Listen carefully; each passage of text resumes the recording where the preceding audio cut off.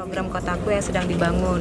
Di tahun 2018 ada anggaran yang cukup besar 1,5 M yang sudah digelontorkan ke sini, dan tahun 2019 ini ada 1 M ya yang akan kita kerjakan di tahun ini, dan mudah-mudahan apa yang sudah direncanakan bisa betul-betul kita laksanakan tepat waktu dan dengan kualitas yang memang sudah sesuai dengan harapan masyarakat.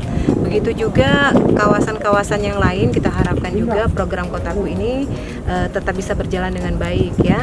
Dan tentu saya berharap dan berterima kasih juga melalui program Kotaku ini yang tadinya lingkungan kumuh berubah menjadi lingkungan yang lebih baik lagi.